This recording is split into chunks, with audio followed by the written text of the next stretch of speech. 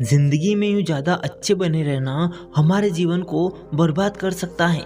आइए इस कहानी से समझते हैं। बात उस समय की है जब गुरुकुल में शिक्षाएं हुआ करती थी, अर्थात सारे ही बच्चे, चाहे वह किसी राजा का हो या किसी और का, सभी गुरुकुल में ही शिक्षा प्राप्त करने जाते थे। वहीं पर रहते थे, वहीं पर प्रकृति का लुत्फ उठाते थे और पूरी जिंदगी वहीं पर अपनी शिक्षाएं ग्रहण करते थे। ऐसे ही एक गांव से मोहन नाम का एक युवक गुरुकुल में पढ़ाई करने के लिए जाता है। उसके माँ बाप उसे बचपन से ही पढ़ाई के लिए गुरुकुल भेज देते हैं। गुरुकुल जाने के बाद वो अपने सहपाठियों के साथ बहुत सालों तक विभिन्न प्रकार की शिक्षाएं ग्रहण करता है। उसे वहाँ जीवन के सिद्धांतों के बारे में सिखाया जाता है। उनमें से एक सिद्धांत यह सिखाया जाता है कि हमेशा भलाई का काम करो, अच्छा काम करो, सबकी मदद करो। यही ज्ञान मोहन के दिमाग में बहुत ही अच्छी तरह से बैठ गया था। इसीलिए जब वह गुरुकुल से शिक्षा ग्रहण करके अपने गांव वापस आया, तब वह अपने गांव में सबकी मदद करता था, हर किसी का काम कर देता था। कोई भी युवक उससे कोई भी काम करने के लिए कहता तो वह कभी मना नहीं करता।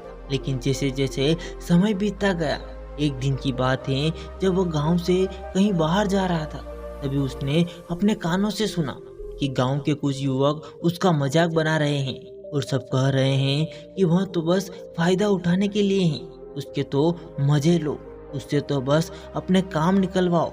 वह किसी के भी कहे काम को मना नहीं करता, वह दूसरों के काम के लिए खुद के काम को भी छोड़ देता है। बताओ ये कितना मूर्ख है। ये सारी बातें सुनने के बाद मोहन के कानों से मानो खून उतर आया। वह निस्वार्थ रूप से सबकी मदद करता था, सच्चे और नेक दिल से करता था। लेकिन बदले में उसे क्या मिला, यह सब सुनकर उसका दिल मानो सहन सा गया। उसने अपने मन ही मन निश्चय किया कि आज के बाद वह किसी की भी मदद नहीं करेगा। और अब मोहन गांव का ऐसा युवक बन चुका था जो किसी की भी मदद नहीं करता था। चाहे कितनी भी मुश्किल हो, कितनी भी परेशानी में क्यों ना हो, वह किसी की भी मदद नहीं करता था। मोहन को अब किसी भी बात से कोई फर्क नहीं पड़ता था। उसके इस व्यवहार को देखकर गांव वाले सभी जन आश्चर्य में रहते थे। कल तक जो लड़का दया का सागर था, इतना दयालु था, कुछ ही समय में इतना निर्दयी कैसे हो गया। यह सब देखकर मोहन के माता पिता को भी उसकी बहुत चिंता हो गई। उन्होंने अपने बेटे से पूछा, ऐसी क्या बात हो गई है कि तुम इतने बदल गए। फिर मोहन ने कहा, हाँ, इस जमाने में किसी की भलाई करके कुछ हासिल नहीं होता। यह बात मैं महसूस कर चुका हूँ। मैंने गुरुकुल से जितनी भी शिक्षाएं ग्रहण की थी, वह सब व्यर्थ चली गई हैं, बेकार चली गई हैं, क्योंकि यह संसार किसी का भी नहीं है। यहाँ सच्चे दिल से कोई किसी की मदद कर दे, उसे बेवकूफ़ समझा जाता है। ये सारी बातें कहते कहते मोहन वहीं बैठकर रोने लगा। इसके बाद मोहन बहुत ही परेशान रहने लगा। उसके माता पिता पहले वाला मोहन लौट कर आ जाए यही चाहते थे। वह वही मोहन चाहते थे जो सबकी मदद करता था, लेकिन उसका बेटा कहीं दूर निकल चुका था, कहीं खो गया था। दिन प्रतिदिन मोहन के हालात और भी गंभीर होते चले गए। एक दिन मोहन के माता पिता को पता चला कि पड़ोस के गांव में एक बौद्ध भिक्षु आए हुए हैं। वह मानव स्वभाव के बारे में कुछ बता सकते हैं। इसीलिए मोहन के माता पिता मोहन को लेकर उस बौद्ध भिक्षु के पास पहुंचे। जब वह उस गांव में प्रवेश कर रहे होते हैं, तब एक औरत एक बौद्ध भिक्षु को बहुत ही भला बुरा कह रही होती है। वह औरत कह रही थी, तुम्हें शर्म नहीं आती, भीख मांगने आ जाते हो, सुबह सुबह अपना काम तो नहीं करते और दरवाजे के पास आकर खड़े हो जाते हो। और पता नहीं ऐसी क्या क्या बातें कह रही थी। बौद्ध भिक्षु तो भिक्षा मांग कर ही खाते हैं, उन्हें तो सब कुछ ही सहना पड़ता है। इसीलिए वो बौद्ध भिक्षु बिल्कुल शांत खड़ा रहा। उसमें क्रोध का भाव तिनका मात्र भी नहीं था। और उस भिक्षु को इतनी बातें सुनने के बाद भी उस घर से भिक्षा नहीं मिली। तब वह दूसरे घरों की तरफ निकल गया। ये सारा दृश्य मोहन भी देख रहा था। इसके बाद उसके माता पिता गांव वालों से पूछकर उस बौद्ध भिक्षु के ठिकाने पर पहुंचे। वहां पहुंचकर वो देखते हैं कि यह वही बौद्ध भिक्षु था जो गांव में भिक्षा मांगकर वापस आ गया था, जिसे वह औरत भला बुरा कह रही थी। उनके पास जाने के बाद मोहन और उसके माता पिता ने उन्हें प्रणाम किया और वहीं पर बैठ गए। इसके बाद मोहन के माता पिता ने सारी परिस्थितियां उस बौद्ध भिक्षु के समक्ष बयां कर दी।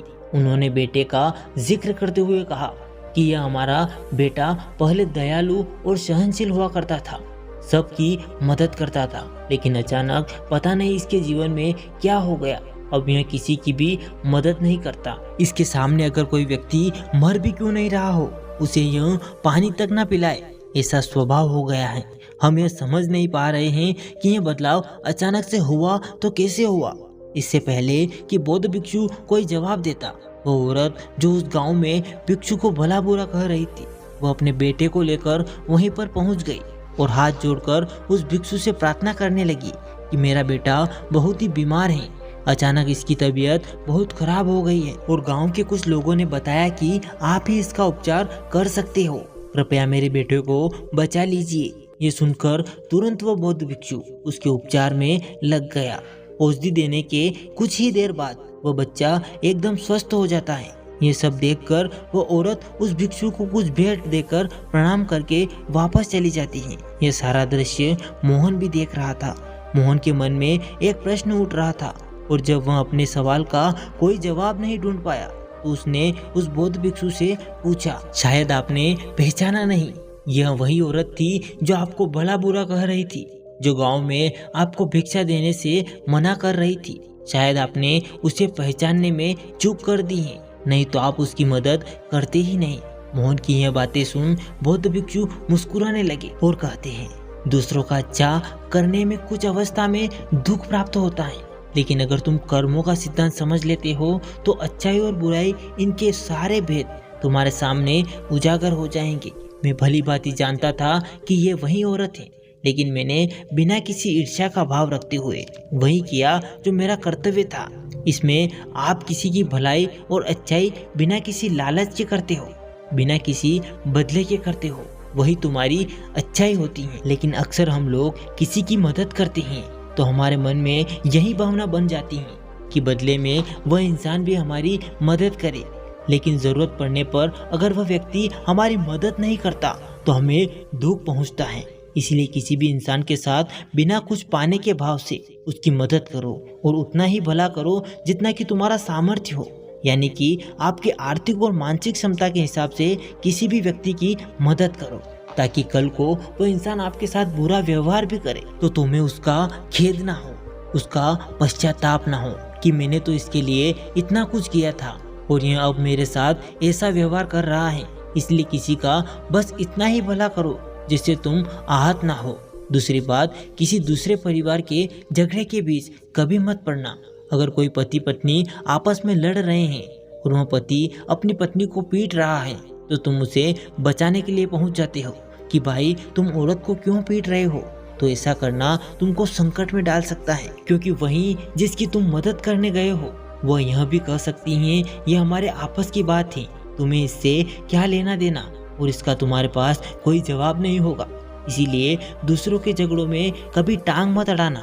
अगर ऐसी स्थिति पैदा हो जाए कि कोई तुमसे मदद मांगे तो सबसे पहले दरोगा तक खबर पहुंचा दो, सरकार इसका फैसला करेगी। तीसरी बात, अपने विवेक का इस्तेमाल करो। अपनी आंखें खोलकर देखो कि क्या इसे वास्तविक रूप में मदद की जरूरत है भी या नहीं, कि यह बस ढोंग कर रहा है, क्योंकि अक्सर लोग दया का पात्र रोने धोने का दिखावा करके आपको बेवकूफ बनाकर आपसे मदद ले लेते हैं। जैसा कि आज के युग में हम बहुत सारी जगहों पर ऐसा देखते हैं। बस स्टेशनों पर, रेलवे स्टेशनों पर बहुत सारे छोटे छोटे बच्चे भीख मांगते रहते हैं। उसमें दो स्थितियां पैदा हो जाती हैं।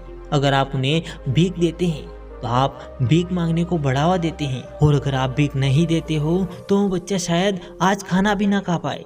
इसीलिए आपको ऐसी स्थितियों में अपने विवेक और बुद्धि का इस्तेमाल करना चाहिए। आप उन्हें पैसे देने के बजाय उन्हें खाना खिला सकते हैं या फिर कुछ किताबें दिला सकते हैं। इसीलिए सही तरीके से मदद करने के लिए विवेक का होना भी बहुत ज़रूरी है, नहीं तो आपके धन का दुरुपयोग हो सकता है। और एक बात जो आपको हमेशा समझनी चाहिए, अगर आप किसी की भलाई करना चाहते हो तो पहले खुद का भला करो, क्योंकि अगर तुम अपने आप का ही भला नहीं कर सके, अपने आप को ही अच्छे से नहीं रख सके, तो जमाने के लोगों को कैसे अच्छे रखोगे। इसीलिए कहीं आपने अपने मन में यह भ्रम तो नहीं पाल रखा कि मैं तो अच्छा इंसान हूँ, मैं दूसरों की मदद करता हूँ, और वह तुम्हारे अहंकार का रूप है। इसीलिए जीवन कभी भी परफेक्ट और पूर्ण नहीं हो सकता। दोस्तों, इस कहानी के माध्यम से हमने आपके सामने कुछ विचार रखे हैं। अगर आपको इन विचारों में से जो भी विचार पसंद आए तो हमें कमेंट में बताएं। साथ ही आपकी इन विचारों पर क्या राय है हमें कमेंट में जरूर बताइए। आशा करते हैं कि दोस्तों इस कहानी के माध्यम से आपको जरूरी कुछ सीखने को मिला होगा। अगर वीडियो पसंद आया हो तो वीडियो को एक लाइक जरूर कर दें। साथ ही चैनल पर पहली बार आए हो तो चैनल को सब्सक्राइब करना ना भूलें।